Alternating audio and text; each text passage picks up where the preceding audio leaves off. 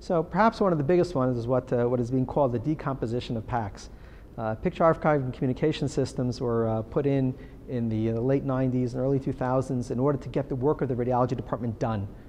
Take the images in from the CAT scan, the MRI machine, put them somewhere where you hopefully don't lose them, and display them to the radiologist on an adequate workstation with, with the right kind of screen and software for them to make a diagnosis and do their job. And that was great. But there's a recognition that's grown over time that we need to do more with the images than just have the radiologist interpret them. It needs to work its way into the electronic medical record.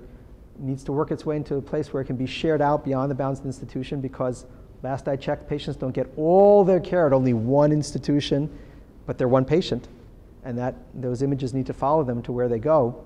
So for all these reasons, we need to have an imaging platform that does more than just get the work of the radiology department done. But we need to make sure the work of the radiology department still gets done. So to that end, there's what's called a decomposition of PACS, the viewer on the front end, to say that there are different viewers for different audiences.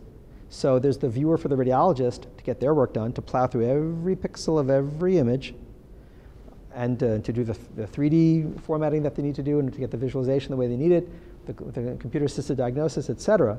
That's a viewer for the radiologist. And maybe there's even a special viewer for special studies in nuclear medicine and cardiology, et cetera. But then there's the viewer for the referring doctor, who doesn't want to be inundated with a million buttons, want to make sure that they can just see what they need to see.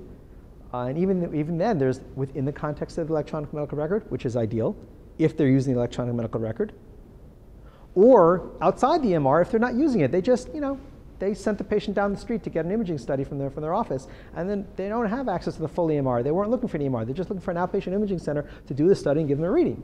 And so but they still want to be able to see the images, but not in the context of an EMR that they don't use. So that's another viewer. So you have these different viewing softwares, platforms that you use depending on who the user is. But on the back end, the archive has now become something that's called a VNA, a vendor-neutral archive.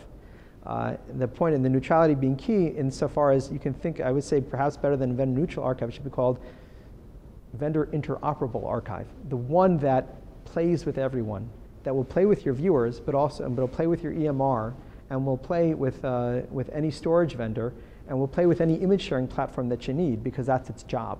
And will also play with non-radiology images, where we'll take the images from visible light images, from endoscopies, or even from a camera. From a camera phone, or a phone camera, or a tablet camera, and for dermatology and plastic surgery images.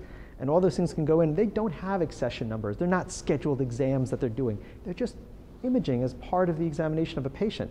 And that's quite distinct from radiology, but it's still imaging, and it still has to have a place to go. So that's a trend that's coming out, is to have what's the industry term of a vendor-neutral archive, to take all these different types of images in and share them out to all the places they need to go, and let that be one entity, and then have the viewers that are specialized for the different users be a separate entity.